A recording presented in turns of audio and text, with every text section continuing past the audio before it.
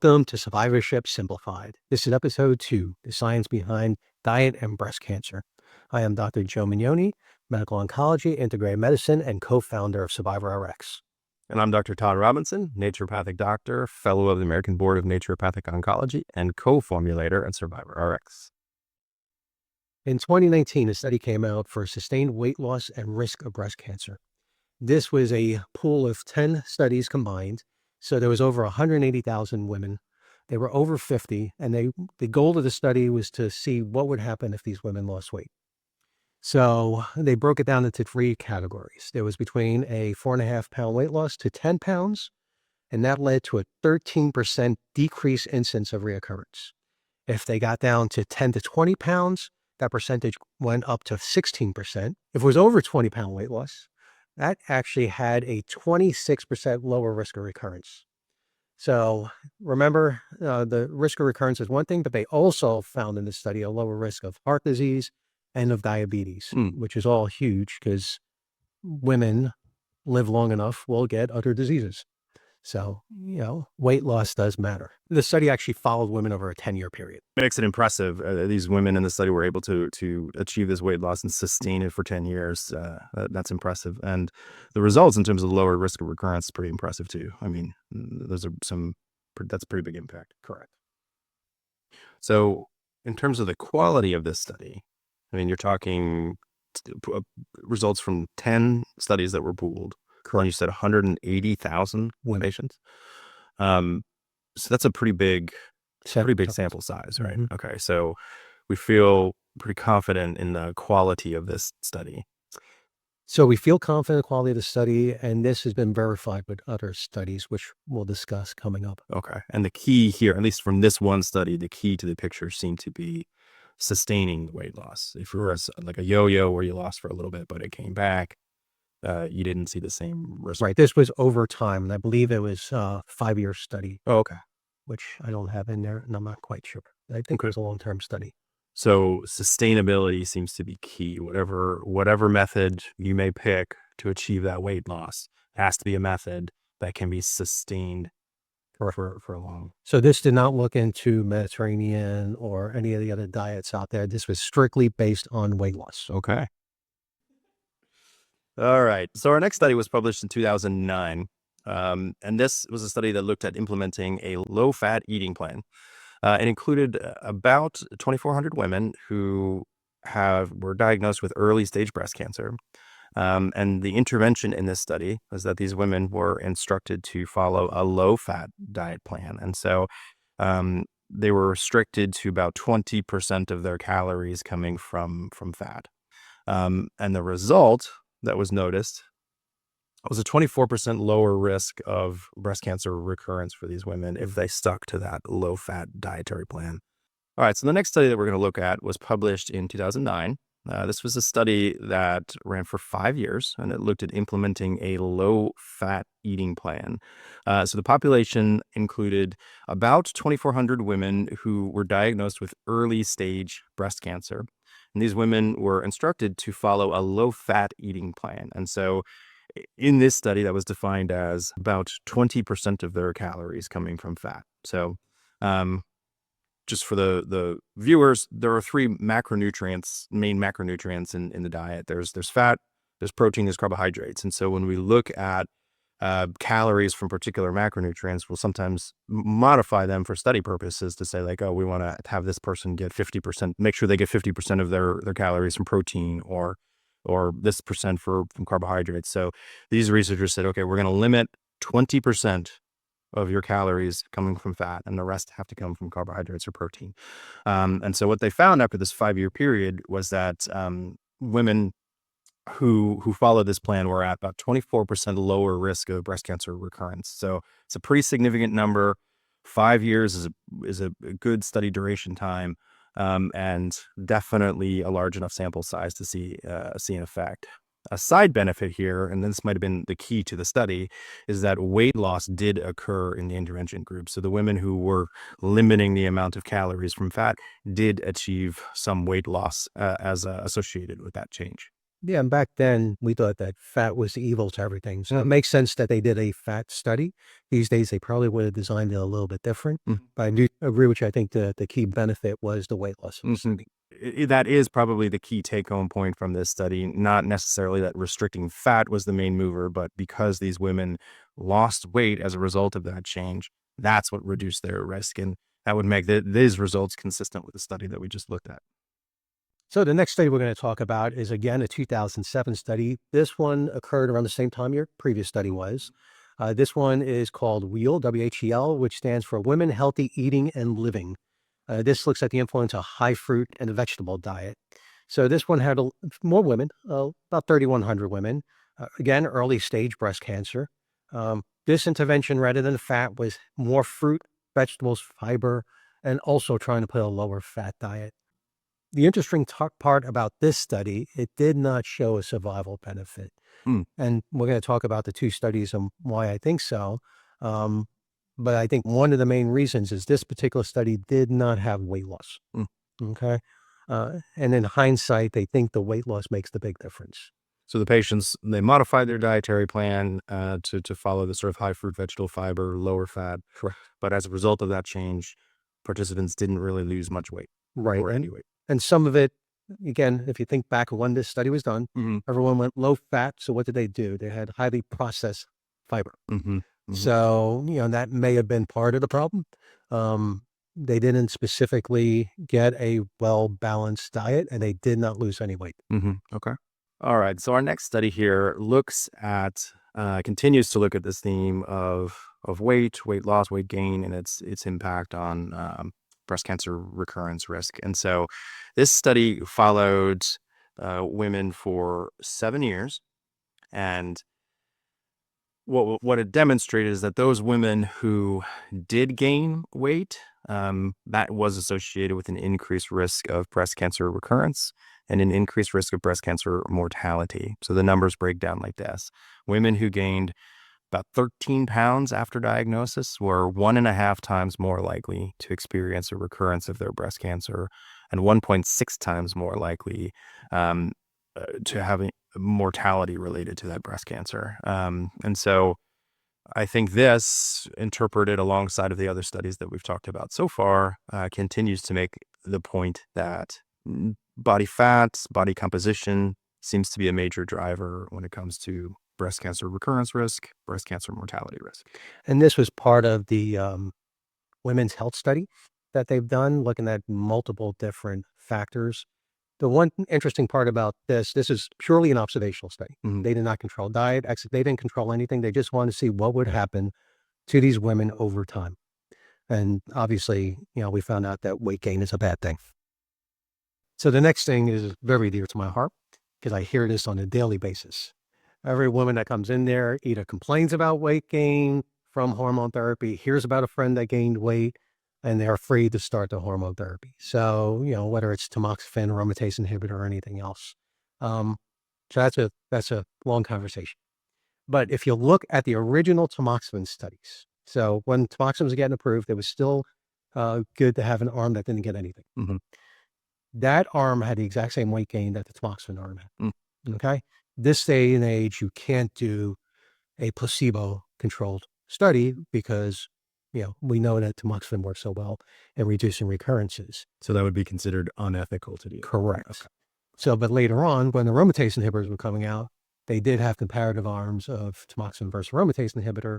And again, both arms gained the same amount of weight. So really, it goes back to the question of why people are gaining weight.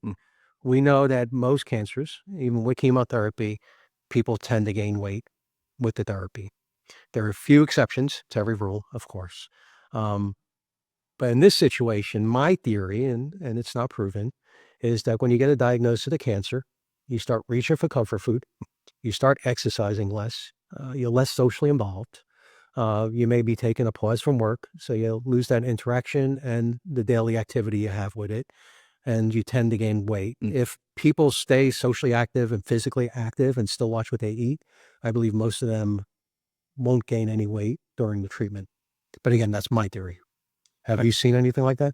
Yeah, no, I definitely have, and I do think, and I also see a pattern where women can go through conventional treatment and then hopefully achieve this status of no evidence of active disease, right? And they're still given, they're still recommended tamoxifen or an aromatase inhibitor depending on the details of their case situation. But I sometimes see a pattern where it's kind of like they get that no evidence of active disease sort of, oh, I'm curious, like they have a little bit of a party time, which I understand psychologically. I completely understand that.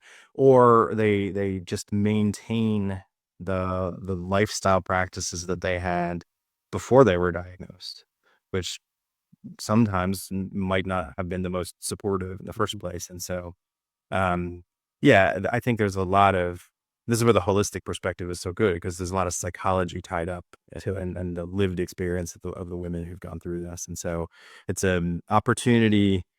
Is I've actually had clients tell me this. It's like, being diagnosed with breast cancer has made me healthier than I ever was before. Mhm. That was the silver lining of the experience for them, is they said, oh, I really wasn't doing the best job taking care of myself. I'm going to use this as a wake up call to make those changes and lose a little weight, change my diet up a little bit. And they're, it's crazy as it sounds. It's not coming from me. It's coming from some of my clients. They're sort of grateful for that experience, because it kind of woke them up to the idea that they could be living differently. I do have one question there. So I hear from a lot of folks on aromatase inhibitors or tamoxifen that they do experience some joint pain, and Mhm. it makes it, for some of them who are pretty active, it makes it a little bit of a challenge for them to maintain their previous level of activity. I mean, that first study you referenced where it was tamoxifen versus placebo, that doesn't really add up, because those other folks theoretically wouldn't have been experiencing the same joint pain, and yet there was the same weight gain. But I do feel like that joint pain can sometimes be a contributing factor for people. Yeah, and you gotta remember tamoxifen does have some increased joint pain. Most people don't say much about it because aromatase inhibitors tend to have more, Hmm. so that can contribute. We do know there are studies that if you gain weight, you tend to have more joint pain, Hmm. and that should be obvious. Um, Physical activity tends to decrease joint pain, and we've found that in studies as well. And joint pain tends to improve over time as well. Hmm. So there are things we can do about joint pain, including the type of aromatase inhibitor. So you have a steroidal backbone, non-steroidal backbone. Sometimes just changing the type of aromatase inhibitor can decrease the amount of joint pain they have. All right. And the last study that we're going to look at today looked at the connection between weight gain and hot flashes in breast cancer survivors. It is very, very common for women after they've gone through their primary treatment, or if they're on an aromatase inhibitor or tamoxifen, to experience hot flashes. Hot flashes are very, very disruptive to quality of life and sleep. I've had a lot of my clients say it's one of their least favorite things about their treatment experience, because it disrupts their life that much. And so what this study demonstrated is that women gaining 10 pounds or more after their diagnosis were 2 times more likely to experience hot flashes when on aromatase inhibitors. And so this does sort of highlight the relationship between weight gain and potentially worsening some of the side effects that come along with treatment. The totality of all of these studies that we've looked at today kind of paints a clear picture, doesn't it? It, it is pointing to the fact that working proactively to avoid weight gain after a diagnosis of breast cancer can move the needle quite a bit in terms of reducing recurrence risk, improving quality of life. Mhm. Are there any other sort of take home points from this group of research that you would highlight? Well, I think people should realize that lifestyle matters.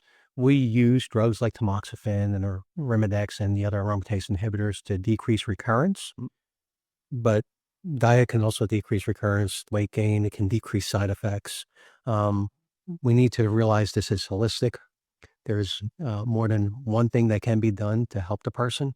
And I think if you only do one thing, pills, without dietary changes or lifestyle modifications, you're giving yourself a disservice Mhm. and really not optimizing your chance of survivorship. One of my things is suffering is optional. If you have problems with hot flashes, if you have any other side effects, speak to your team. There are things that can be done about it. We will discuss in the future things that we believe can be done naturally to help, but there are also medications that can help as well. I'm sort of surprised at how frequently that seems to happen, where people do kind of suffer in silence, Yeah, and they've got this thing going, and they only bring it up if you kind of probe them and ask them and like repeatedly ask them the same question, and then it's like, oh yeah, and I'm having a problem with this. I'm sleeping 2 hours a night and I'm exhausted. It's like, why shouldn't you tell me because there's so many things that can and should be done proactively from a lifestyle and supplement standpoint and from a medical standpoint that can change all of these outcomes for people. I totally agree with that. And I always ask all the questions because they feel like they're troubling me if they're complaining, and really I want them to stay on the medication. So I want them not to have the side effects because we know that if they have side effects, they're more likely to not take their medications. Yeah, and I think that's a good point to make. It's like these bringing up some of what we've talked about here is in no way an argument against the medications. It's an argument to know, like, hey, to maximize your quality of life, to maximize the benefit you'll get from those medications, here's some knowledge. Knowledge is power. Paying close attention to your weight, your body composition, and taking proactive steps to optimize that is going to be a win-win-win across the board. Drugs are going to work better. You're going to feel better. Lower your recurrence risk. It's going to be a good thing. Agree. Anything to increase compliance. So, in summary, what we've seen today in the studies that we've looked at, obesity increases recurrence and mortality risk. So, again, more body fat increases the risk for those things. Should we actually talk about how body fat increases estrogen? Yeah. Okay. So remember, a lot of these studies were postmenopausal, which means the ovaries are producing the estrogen. The adrenal glands produce androgen. And if you remember your physiology, once it goes for the fat cells, there is aromatase that will convert that androgen to estrogen. That's why we invented aromatase inhibitors to block that conversion. Having said that, the more fat cells you have, the higher chances that you are in a high estrogenic state because you have more conversion. Okay. So to make sure that that's clear for people who are listening here, before you go through menopause, your ovaries are producing your estrogen. After menopause, when those factories have shut down, estrogen in the body comes from precursors being converted to estrogen in the fat cells. Correct. And so the more fat cells, the more body fat, the more estrogen. Correct. And the more stimulation potentially of an ER positive breast cancer. Correct. Okay. So that mechanistically ties together a lot of what we have talked about in terms of these studies, right? So this first study showed more body fat, increased recurrence and mortality risk. That makes sense. Theoretically, you'd have more estrogen. That estrogen might be more stimulatory for the breast cancer cells. That also makes sense of the second study we looked at, where sustained weight loss was associated with reduced recurrence risk, less body fat, less estrogen production. It also makes sense with the third study, where we saw that low-fat diet plus weight loss reduced recurrence risk.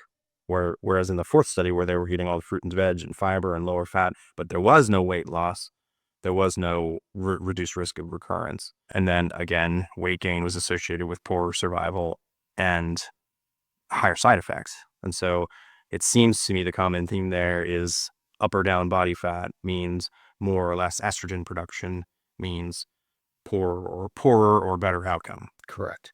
And just to bring in another fact that we're going to talk about later with the exercise, there have been studies that people that exercise, even if they don't lose weight, because they change their body composition, Mm-hmm. they have less recurrence. So I don't want people to look at the scale. I want them more to look on how their clothes fit. Mm-hmm. And that's what I tell them. I really don't care what the weight scale says. I want to know how you feel and how your clothes fit, Yeah. because that's more indicative of body composition. Very important point. Yeah, we'll talk about that at length in future episodes, Yeah. because there's a lot of cool stuff you can do at home to figure out your own body composition, which direction it's going. So I think our takeaway today, what's good for your breast is good for your body. And I don't mean just in recurrence. I mean, you decrease your risk of heart disease, diabetes, and all the other diseases that come with weight gain. Weight management does lower cancer recurrence. It helps create fewer side effects, and it improves survival. That was great. One of the things we're going to have to talk about in a future episode is how does one actually lose weight? Correct. We get this all the time. Everybody's trying to lose weight. Everybody wants to lose weight. There's varying degrees of success in that effort. There's a lot of information and guidance that can help. So that'll be a future episode. Yeah. One of my phrases in my office is low-hanging fruit. What is the easiest thing to pick to help you out? So there are a lot of easy things to do that can change your life on a daily basis that make a big impact. Nice. Thank you for joining us in episode 2, The Science Behind Diet and Breast Cancer. We look forward to seeing you in future episodes.